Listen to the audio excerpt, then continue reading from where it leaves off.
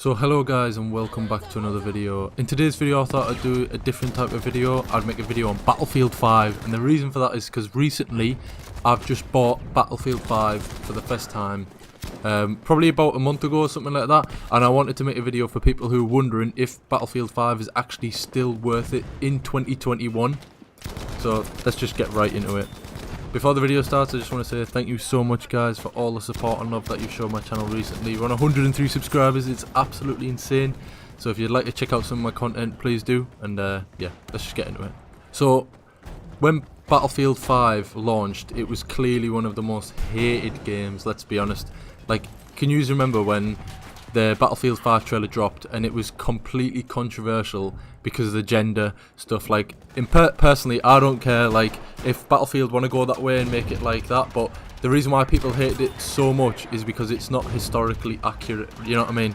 So, like, if we're in World War II, then it should be all men in reality, but Battlefield wanted to make it so there's women characters and different type of characters, which is fair play. I mean, I guess in France they had the French Resistance or something like that, I'm pretty sure, back in World War II, and that was mainly like normal people, elderly people, women. They all fought against the Nazi forces, so I guess they could have brought that in, but I mean, if we're going in D-Day or we're going to the Pacific Front, I don't think you'll find many American women fighting in the Pacific on Iwo Jima.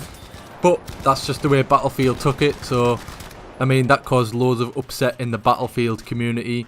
I mean, some people didn't mind and some people did mind, and that totally split the community in half.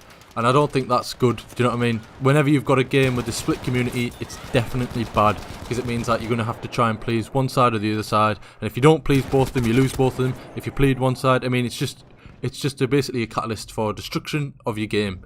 So, yeah, moving on.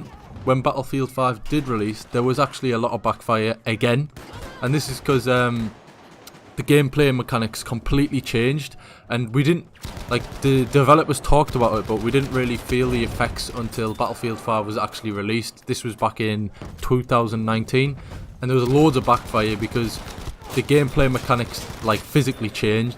It was a faster time to kill, faster health regeneration, and the spotting system was changed. There was loads of different other things, like the actual gunplay, it didn't feel as bouncy as before. So Battlefield, you know, when you shoot your gun, it's got high recoil. Now it's like, it was flat, there was basically no recoil on the guns and shit like that.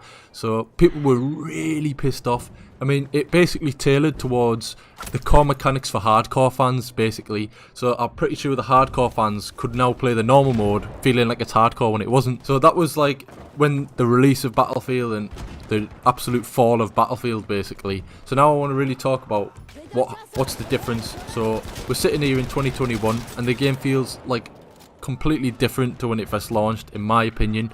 The gunplay, well, not in my opinion, the truth is that it's completely different. The gunplay is a lot like, you know, the other Battlefields that we've played, Battlefield 1, Battlefield 4.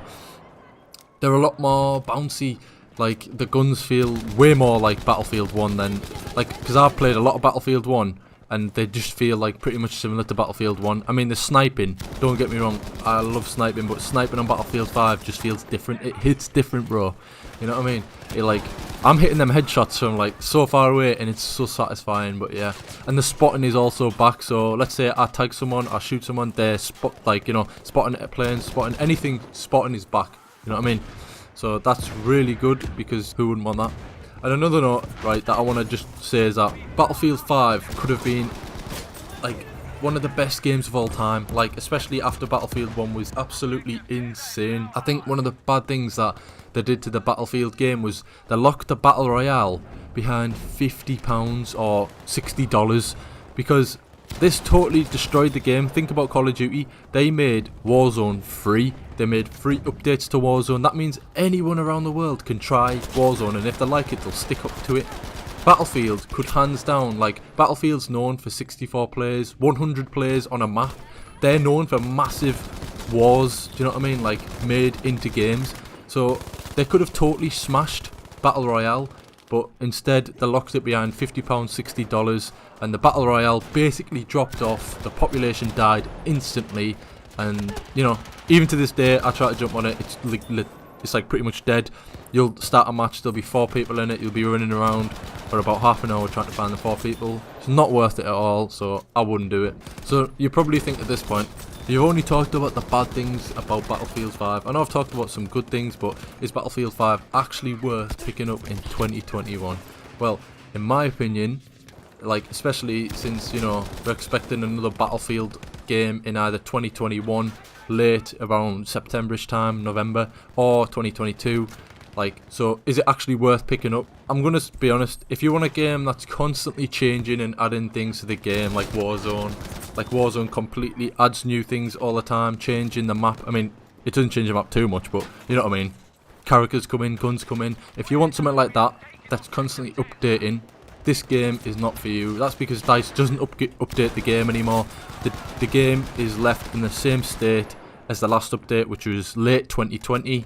And DLC is non-existent. You won't get any more DLC that's coming on. That's because DICE is actually putting all the efforts towards the next game, which I think is going to be insane. I hope the next Battlefield's a blockbuster, because I am loving the shit out of Battlefield right now. It is so fun. Like, if any of you fancy playing Battlefield with me, please just drop your names in the description, because it is fun when you're in a squad and you're having a laugh. But yeah, in my opinion, I feel like Battlefield, like I've just said, is like, you know, crazy. It's fun and it's addicting. You can properly get addicted to it, and that's one of the things that we love about video games. We get addicted to it. We get in our own world, and I just feel like that's part of gaming, and that's what we want. And even if DICE doesn't update the game anymore, and the core gameplay after all the fixes DICE did, it actually does make the game feel way more fun. And like, in my opinion, I can drop loads of kills even if I've got, like, you know, the bare basics of guns, which is, we love to see it basically, you know what I mean. I want to put a quick note is that Breakthrough and Conquest are hands down the most dominant playlists in Battlefield right now. So if you're going to pick up Battlefield 5, Breakthrough and Conquest, they play smooth. They play like butter on Battlefield 5. They are beautiful game modes and we love them. So in conclusion, I myself, I've owned all the Battlefield games when they came out, and Battlefield 5 was the only game I didn't buy actually, because of the recent changes and all the controversial stuff that I found, you know, people were saying about it, so I didn't buy it. The reason why I did end up buying it is because it was actually discounted. You know, I got 3 other games with the game, and I actually got bundled with the game character skins and weapons that unlocked basically. So I was like, you know what, let's just give Battlefield 5 a go. And to be honest, I'm really sad that I didn't pick it up earlier, because it is so fun, man. Like, you know, I'm not really a salesman, but if I was going to say buy it, I'd say give it a go if it's on a price. I wouldn't pay £50-60 for it, because you might be disappointed, like, oh shit, I've just spent £60 and it's not what I wanted. But if you get a deal like I did, I paid £20 for 3 games and I got all the characters and skins and all that unlocked, I would totally go for Battlefield, and it will give you something else to play, I guess. Like, if you're bored of playing games like Call of Duty, Warzone, and other FPS shooters like, I don't know, No Room in Hell, I don't even know. I don't even know what you guys play, CSGO or whatever. If you're bored of playing that, I would say, why not jump on Battlefield for a bit? To be fair, the servers on the PC are still quite populated, and I'm not really sure about console, but I know PC always has a smaller base than console, so if the servers are full on PC, they will definitely be full on console. I know that. You won't have any difficulty searching for a game. But anyways, guys, that's been my outlook on Battlefield 5. Should you buy it? I would say yes, you should buy it, but only if it's on a discount. I wouldn't pay £60, especially if the new Battlefield game's coming out recently. But you can still jump on and have a lot of fun with your friends. Guys, if you enjoyed this video, please drop a like and subscribe. I'll be playing more Warzone, and all the new Warzone updates, I'll be updating them on my channel, because, you know, Season 2 is right around the corner.